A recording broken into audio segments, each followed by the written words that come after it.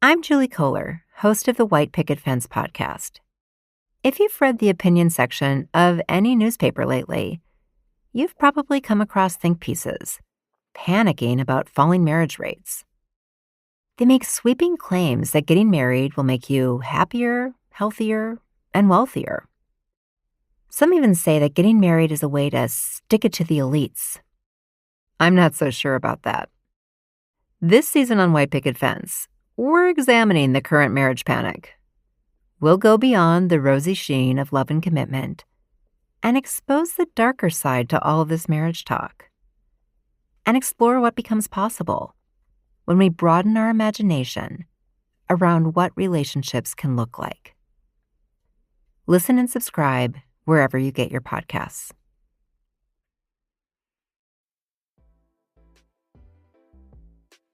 Hey everyone. In 2022, we're protecting our peace and our paychecks.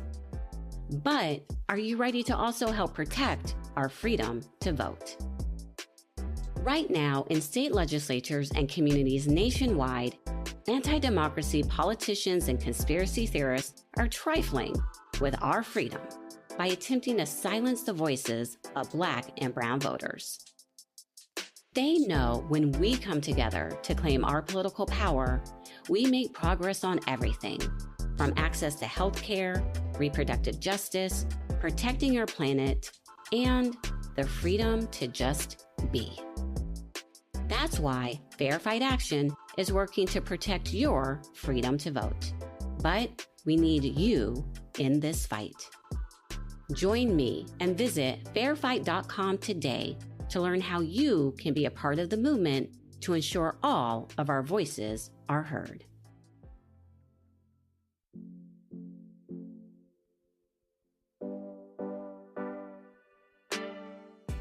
Welcome back, Brown Girls. It's Ashanti, the host of the Brown Girls Guide to Politics. Today, we're talking about diversifying our school boards. When we're talking about election cycles, local district and county races are critically underappreciated. If we throw back to the 2016 election cycle, only about 27% of eligible voters participated in their local elections. But here at the BGG, we know how important these elections are every year, especially school board races. They became a major focal point in the 2021 election cycle. Between mask orders, vaccine mandates, and the mythical threat of critical race theory, school board elections suddenly became a hotspot for campaigners and voters. Our guest today knows all about that. We're talking with Kathy Mulkerin. She's been a student and a teacher in the Walla Walla public school system. Now, she's a school director there after winning an election that got national attention last year. Let's put this in perspective. The Walla Walla public school system is made up of 46% students of color. Kathy is the first woman of color on his school board. So listen in to what Kathy has to say. This is the truth about running local and the importance of diversifying our school boards. I hope you enjoy this episode. Kathy, my emerged sister, phenomenal woman, thank you so much for joining us today. Thank you so much for this opportunity. It's wonderful to see you and talk to you. I know, I'm really excited for this conversation. We're going to dive right into it. You serve on your local school board, and when I just think about everything that voters would want when it comes to someone who sits on a school board, it's you. You've been a student, a teacher, a parent in the school district. Now you won a huge race and are a school board director. First of all, congratulations. I know I was so excited when you announced that you were running, and I just became even more excited when you won. But tell us, what inspired you to run? Oh, thank you so much. I was inspired. First of all, let me go back to my childhood. My mother is a 3-term former school board director in Walla Walla Public Schools. She ran when I was in kindergarten for the first time. So that's probably where it really started. But currently, being a parent and, just wanting to advocate so much for your own child is probably what really drew me to thinking about running. And then being kind of a community leader through activism, a lot of parents reached out to me and would kind of come to me with their issues, good, bad, what to improve about the school district. And so that really was kind of like my calling. It was them validating that I really do need to run. Them validating you needing to run, that means that there needed to be changes in the system and they knew you were the person. What were just some of those changes where parents stood up and said, we need Kathy?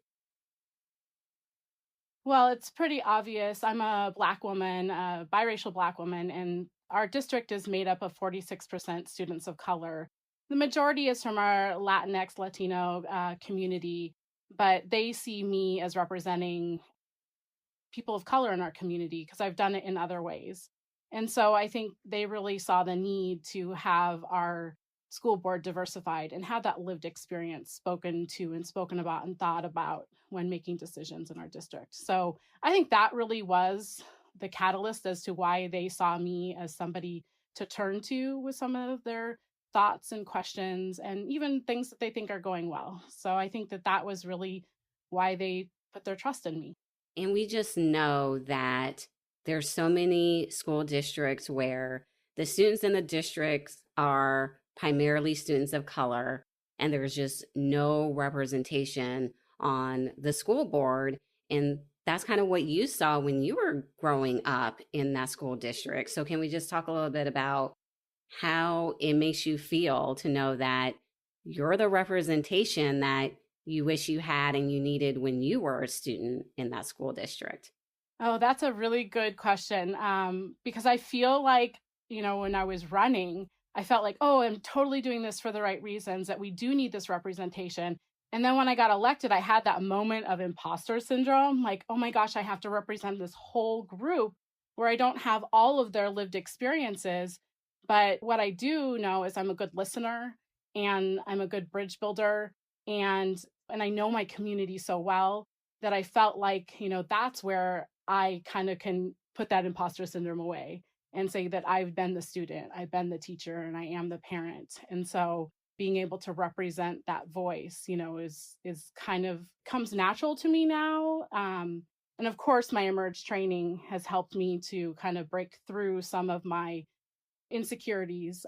So that's also helped me as well. And I think that with other people interested in running to diversify their school boards, I think that that's partly what it is. It's being that voice, but not being that sole voice, knowing where your strengths and your weaknesses are, but being that listening ear for your community. Can we talk a little bit about the imposter syndrome? Just because this comes up so much, especially with dynamic women. You're serving now. How are you overcoming it, especially when you're new? In a second, we'll get into your race, which was a tough one. And it does make you feel like an imposter sometimes when you have all these people coming at you saying, you're not good enough, you're not the right person, but you won. You're a school board director. So how have you been able to overcome it? And truly, how does it feel now to know that all these people try to really hold you down and hold you back and you beat it? Yes, I did. That's the one thing I have to focus on is that I won. And I think for me, because the race was so difficult, yet when I announced that I was running, I didn't expect to pull an opponent. So there was a mix of emotions. And I think that's where it's easy for that imposter syndrome to come in, is just the ebb and flow of a campaign, but then to have such divisiveness within a community and around the nation, and being throwing things that don't really relate to your role. It was hard, day to day, throughout the campaign. It was am I doing the right thing? I always knew I was doing the right thing. I always knew that deep down inside, but Like it's hard to just go about and not hear those voices, you hear it all the time and it's lonely sometimes. Mm-hmm. And I think, that's where you have to have a really strong friendship group, support group. What Emerge did is like, having your kitchen cabinet and just surrounding yourself whenever you have that doubt or that imposter syndrome sneaks in, then you reach out to those people who can, talk to that, whether they're already elected officials, former elected officials, people who helped you on your campaign. That's really what's important, is to be able to talk it through. And then, then you're like, oh yeah, I know I'm doing the right thing. And I know I won. So, and I know that this is what my community really, really wanted. So, but it's hard. It's hard at times. We'll be back after a word from our sponsor. I know it seems like we say this every election cycle, but believe me when I say, y'all, we really are in a critical time. With the midterms coming up later this year, every race, from Congress to City Council, has the potential to alter the future of our nation. And that's why our sponsor, ActBlue, is so important. ActBlue is the left's leading online fundraising platform, and they make it easier for grassroots donors to chip in to the causes and candidates they care about. They level the playing field by helping more people run for office, including women of color, to create the real change we're looking for and need in communities across the country. So let's all get involved. Go to actblue.com/directory to find candidates and causes to give to. And don't forget to follow ActBlue on Instagram @ActBlueOrg and on Twitter @ActBlue to keep up with the latest in grassroots fundraising. And we're back. Here's more of my conversation with Kathy Mulkerin. Let's talk a little bit more about your campaign. It garnered a lot of attention. We just know last year school boards became such a focal point. So when you knew you were going to run, you knew it was going to be definitely a race, but you got like a race just because of everything that was just happening last year with like the culture attacks, schools opening, schools closing. And you talked about finding your confidence, having the kitchen cabinet. But what was it in your race that just grounded you and made you like so focused that you were still able to win? And it's why I wanted to have these conversations this season, because there's just this perception last year that women like you did not win, and they did win. You were who the voters wanted, who they needed. So how did you do it to become so victorious? Oh, well, to say so victorious is really hard for me, because a little bit of background in my community, I would say 98% of school board races go uncontested, like decades back. My mom so the race that was its open position when she ran the first time, she had a candidate, and that was 30 some years ago. But after that, they're uncontested. So when I made the decision to run, in my mind, it was November. It was right after the election.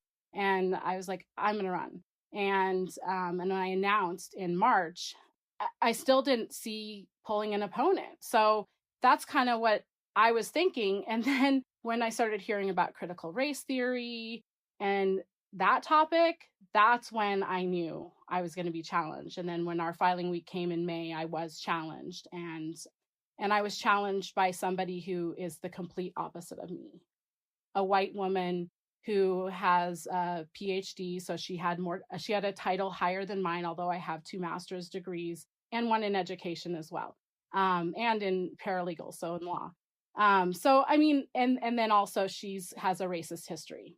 So I think for that to kind of that was really tough to see that and hear that, and to have people calling me, telling me about this woman, and because I didn't know anything about her. So I really talk about having to ground yourself. I really had to. I had to kind of like shut down my social media for a little bit. I passed my social media off. I hired a social media consultant. And this is a tiny race. I mean, I'm in a small town, and I hired a social media coordinator. So, but it really was reaching out to those people in my community who believed in me, not just my family and my friends, but other people that I knew of, to make sure that this was really what I needed to be doing, reaching out to other elected officials that I know of in our state and my Emerge sisters, and just really laying that foundation and really firming that up and solidifying that so that I stood tall in that with that foundation.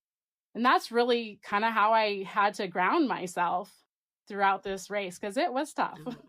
So you're serving, you're in there now. How has it been? You're sworn in, just actually holding the seat. And what are some of the things that you're already hitting the ground working on? Sure. Yeah. So I was sworn in December, and that was a really surreal moment, raising the right hand and saying the words. And I channeled Kamala Harris, our vice president, because I really felt connected to her, because I'm the first Black woman elected in my community for any elected office. And so even though I was the first, I will not be the last, just like Kamala.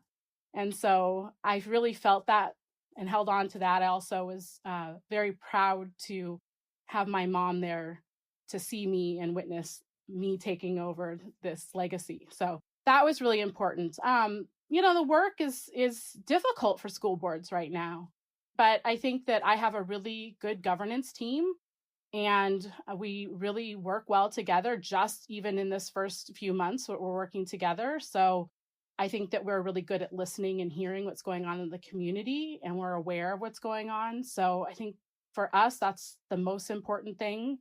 And challenges keep coming, not just COVID. And it's been a really good transition. They've done a really good job of onboarding and welcoming me into the district and in my role. So I feel supported. I love that. Makes me just so happy just to hear those words. Like, I feel supported, because it's just so needed in elected office and politics in general, that women, especially Black and brown women, we need that support. So Kathy, you're a history maker, you're a trailblazer, you're going to be the first, but not the last. What's one key lesson learned that you would like to share with everyone? Oh, there's so many. If you don't keep learning, then what's the point in living?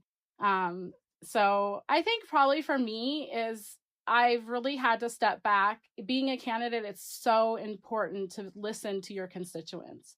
And I've kind of felt like I've been doing that in the last couple of years anyway.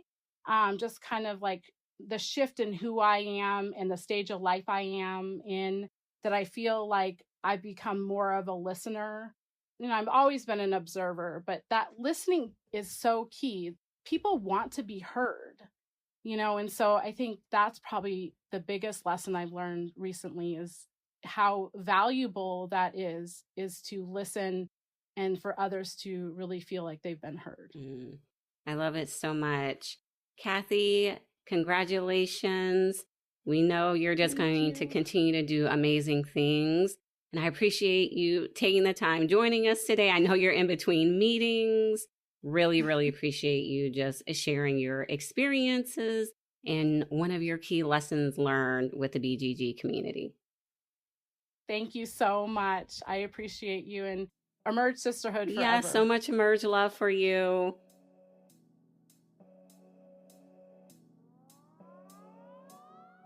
If you don't keep learning, then what's the point in living? I felt that in my soul when Kathy said it. In 2020, I took over as president of Emerge right as the pandemic hit. It was my first executive role, which meant I was going to have a learning curve. But the pandemic was the curveball to the learning curve that I did not expect. The first thing I did was call every single staff person and just listen. I wanted everyone to feel heard and to know that I would be taking issues and concerns seriously. I just entered my third year leading the organization, and I'm still learning and listening. Wanting to learn and be better, for me, is a key element of being a good leader. So in conclusion, take the time to listen to those around you. Ask some questions and soak in what they're saying. You never know what tidbit, information, or piece of advice you will hear that will have an impact on you and that will allow you to have a positive impact on others.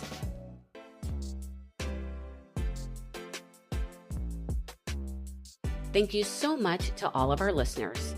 Please take the time to rate and review wherever you listen to your podcast, as it helps us out a lot. For more information on the Brown Girls Guide to Politics, check us out at www.thebgguide.com and on Facebook, Instagram, and Twitter at The BG Guide.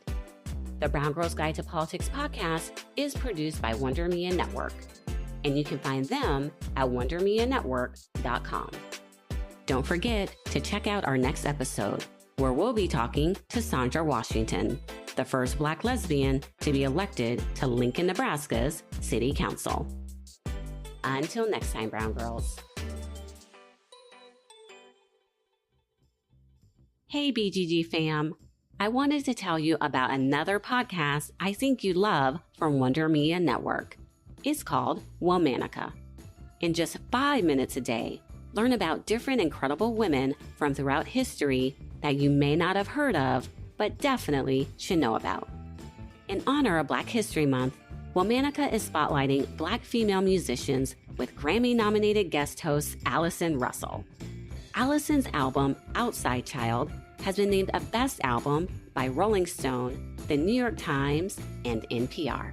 She'll be hosting the entire month of February, spotlighting legendary artists like Diana Ross, Etta James, and Aaliyah. I'm personally jazzed to hear more about the well-known Black singers and songwriters Womanica is covering, and can't wait to revisit all of their extraordinary work through Womanica's accompanying playlist. Tune in to Womanica every weekday, wherever you get your podcast.